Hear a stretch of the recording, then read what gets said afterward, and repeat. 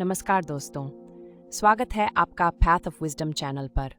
आज के इस वीडियो में हम बात करेंगे विचारों का चक्रव्यूह और किस प्रकार हमारे संस्कार हमारी बुद्धि को प्रभावित करते हैं। संस्कार क्या हैं? संस्कार हमारे जीवन के अनुभवों का संग्रह होते हैं जो हमारी सोच, आदतों और व्यवहार को प्रभावित करते हैं। ये संस्कार हमारे बचपन से लेकर बड़े होने तक के हर छोटे बड़े अनुभवों से निर्मित होते हैं। हम ये कह सकते हैं कि विचार हमारे इस विकृत मस्तिष्क की ही देन है और ये केवल हमारी बुद्धि, हमारे आनंद और दुख का कारण है, क्योंकि इस पर न जाने कितने विचारों की बोझ पड़ी हुई है। जैसे किसी अंधेरी कोठरी में अंधकार, जब तक उसमें रोशनी की किरण नहीं आती, अंधकार काबिज रहता है।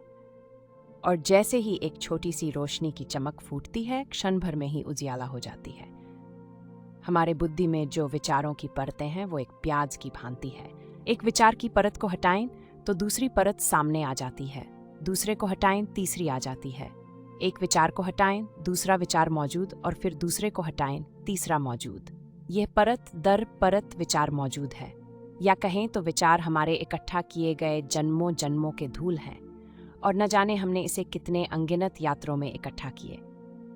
शायद आपको ये बात मालूम न हो, यहाँ हर वक्त स्वाभाविक प्रतिपल संस्कार पड़ रहे हैं, हर घड़ी पूरे दिन में। स्टैनफोर्ड यूनिवर्सिटी के वैज्ञानिक डॉ. फ्रेड लुस्किन के अनुसार एक औसत व्यक्ति के मन में प्रतिदिन 60,000 से ज्यादा विचार आते हैं और यही विचारों की लीक का संस्कार बुद्धि पर पड़ता है। आप सोच भी नहीं सकते 60,000 कहाँ से आ रहे हैं, पर हर चीज का संस्कार पड़ रहा है। अभी मैं बोल रही हूँ, यह संस्कार पड़ रहा है। पक्षी आवाज कर रहा है, वो संस्कार पड़ रहा है। एक कार का हॉर्न बज रहा है, फिर वहां संस्कार पड़ा। वृक्ष में हवा दौड़ी, वह संस्कार पड़ा। पैर में एक कांटा चुभा, वह संस्कार पड़ा। शरीर में थोड़ी पीड़ा हुई, वह संस्कार पड़ रहा है। 60,000 संस्कार दिन भर में, 24 घंटे में, और ये सब इकट्ठे होते जा रहे। ये संस्कार धूल है और ये हम जन्मों से इकट्ठे कर रहे हैं, इसलिए बहुत परत इकट्ठी हो गई। जब आप सो रहे हैं तब भी संस्कार पड़ रहा है। आप नींद में हैं, सर्दी पड़ेगी, संस्कार पड़ रहा है। बच्चे आवाज कर रहे हैं, संस्कार पड़ रहा है। करवट बदली, संस्कार पड़ रहा है। गर्मी है, सर्दी है, पूरे समय बुद्धि इकट्ठा कर रही है। हर चोट बुद्धि की क्षमता बहुत ज्यादा है। साइंटिस्ट कहते हैं कि अनंत संस्कार बुद्धि इकट्ठी कर सकती है। आपकी छोटे से मस्तिष्क के भीतर कोई 7 करोड़ सेल हैं और एक सेल अरबों संस्कार इकट्ठा कर सकता है। इसलिए कोई अंत नहीं, सारे दुनिया का जितना ज्ञान है वो एक की मस्तिष्क में समाया जा सकता है। ये जो इकट्ठी होती पड़ते हैं, इनके कारण आप आवर्त है और इसे तिरोहित करना होगा। विचारों का चक्रव्यूह। विचारों का चक्रव्यूह एक ऐसा जाल है जिसमें हमारे विचार घूमते रहते हैं। ये जाल अक्सर नकारात्मकता, संदेह और उलझनों से भरा होता है। हम कैसे सोचते हैं, कैसे निर्णय लेते हैं और कैसे कार्य करते हैं, ये सब इस चक्रव्यूह से प्रभावित होते हैं। हमारे विचारों का ये चक्र हमारे संस्कारों द्वारा ही संचालित होता है। विचारों का चक्रव्यूह हमारे मन का एक स्वाभाविक प्रवाह है जो हमारे अतीत के अनुभवों, विश्वासों और संस्कारों से निर्मित होता है। ये हमें सीमित करता है, हमारी स्वतंत्रता को बाधित करता है और हमारे वास्तविक स्वरूप को डंक देता है। प्राचीन यूनानी दार्शनिक प्लेटो ने अपने गुफा रूपक में इस चक्रव्यूह की व्याख्या की थी। उन्होंने कहा कि मनुष्य एक गुफा में कैद हैं जहां वे केवल छायाओं को ही देख पाते हैं। ये छायाएं उनके विचारों और विश्वासों का परिणाम है, जबकि वास्तविकता गुफा के बाहर है। जब तक हम इन छायाओं को ही सत्य मानते रहेंगे, तब तक हम इस चक्रव्यूह में फंसे रहेंगे। संस्कार और बुद्धि का संबंध। हमारी बुद्धि हमारे संस्कारों के आधार पर कार्य करती है। जब हम किसी नई परिस्थिति का सामना करते हैं तो हमारी बुद्धि हमारे पिछले अनुभवों और संस्कारों के आधार पर प्रतिक्रिया देती है। मान लीजिए एक व्यक्ति का बचपन से यह विश्वास हो गया है कि वह कभी सफल नहीं हो सकता। यह विचार उसके मन में एक चक्रव्यूह की तरह घूमता रहता है। हर बार जब वह कुछ नया करने की कोशिश करता है, यह नकारात्मक विचार उसे रोक देता है।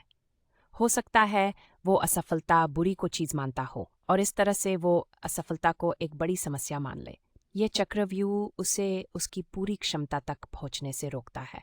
संस्कारों का विश्लेषण कैसे करें? संस्कारों का आत्मनिरीक्षण। संस्कारों का विश्लेषण आत्मनिरीक्षण की प्रक्रिया है। यह हमें अपने भीतर की गहराइयों में झांकने और यह समझने का अवसर देती है कि हमारे विचार और कार्य किस प्रकार हमारे संस्कारों से प्रभावित होते हैं। आत्मनिरीक्षण के माध्यम से हम ये जान सकते हैं कि कौन से संस्कार हमारे लिए सहायक हैं और कौन से हमें सीमित करते हैं। ध्यान और आत्मविश्लेषण की मदद से अपने भीतर के संस्कारों को पहचान सकते हैं। संस्कारों का पुनर्मूल्यांकन। हमारे जीवन में समय समय पर हमें अपने संस्कारों का पुनर्मूल्यांकन करना चाहिए। यह हमें उन संस्कारों को पहचानने में मदद करता है जो हमें सकारात्मक दिशा में अग्रसर करते हैं, और उन संस्कारों को छोड़ने में भी सहायता करते हैं जो हमें पीछे खींचते हैं। अच्छे और बुरे संस्कारों के बीच अंतर समझें और उन्हें बदलने का प्रयास करें।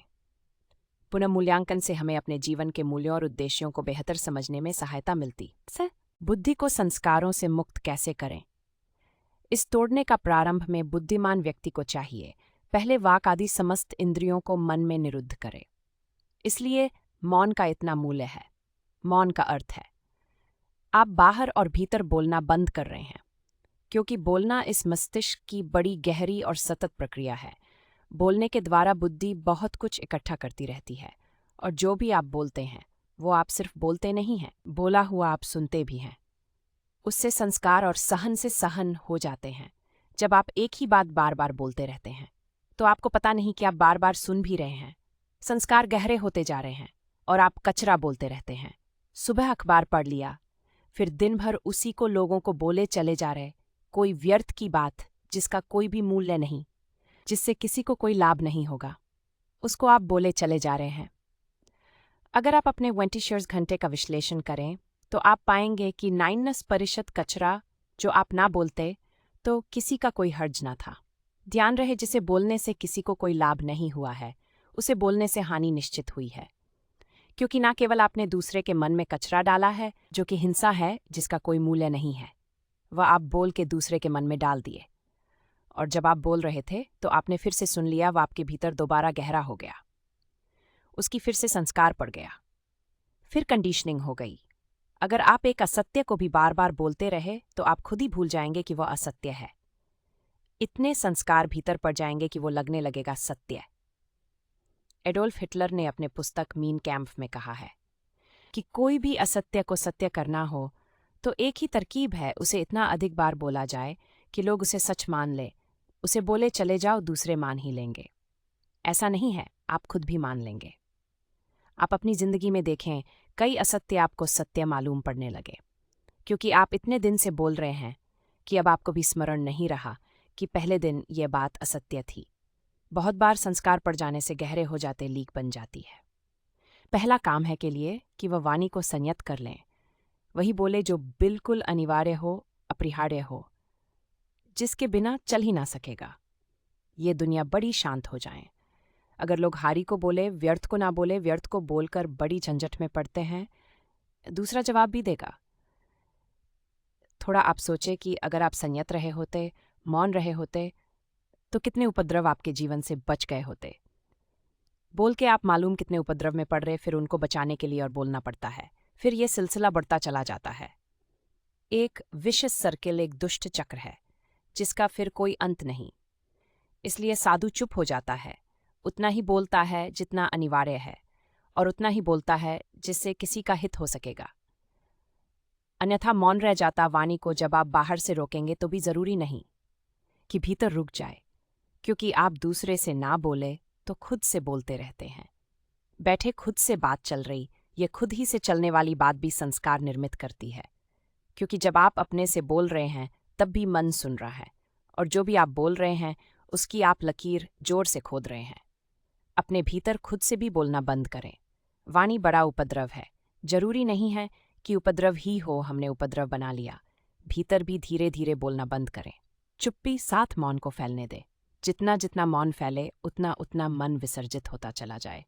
जैसे जैसे मौन घना होगा वैसे वैसे अंधकार तिरोहित होने लगेंगे, जगह जगह से छिद्र टूटने लगेंगे और रोशनी भीतर की आने लगेगी। धर्म का सारे धर्मों का आधार मौन। महावीर 2 वर्ष मौन रहे। बुद्ध ने अनेक अनेक दिन मौन में बिताए। जीसस बोलने के पहले मौन में चले गए। मन का अवतरण हुआ जब वे परम मौन की अवस्था में थे। इस जगत में जो भी सत्य का अवतरण हुआ है वो तब हुआ है जब भीतर चुप्पी, सब शांत, उस शांत क्षण में ही हमारी तालमेल, हमारी ट्यूनिंग ब्रह्म से जुड़ जाती है।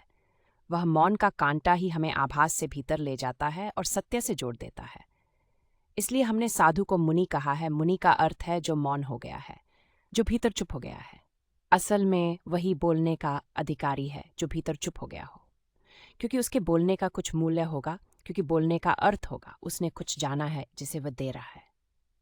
दूसरा चीज, सकारात्मक सोच और नई चीजें सीखें और अनुभव करने का प्रयास करें ताकि पुराने संस्कारों को चुनौती दी जा सके। नियमित रूप से ध्यान और योग का अभ्यास करें जिससे मन शांत और संतुलित रह सके। संत रूमी ने कहा है, कुछ कह गुस्सा न उगल, देग पर से ढक्कन न हटा, तू सब्र से उबलता रह कि मैं तुझे पूरी तरह पका न दूं। दोस्तों, हमारे विचारों का चक्रव्यूह और संस्कारों का विश्लेषण हमें आत्म साक्षात्कार की ओर ले जाता है। यदि हम अपने संस्कारों को समझकर उन्हें सही दिशा में मोड़ने का प्रयास करें तो हमारी बुद्धि और जीवन में अभूतपूर्व परिवर्तन आ सकता है। अगर आपको ये वीडियो पसंद आया हो तो कृपया लाइक, शेयर और सब्सक्राइब करना न भूलें। धन्यवाद और अगले वीडियो में फिर मिलेंगे। तब तक के लिए पाथ ऑफ विजडम के साथ जुड़े रहें।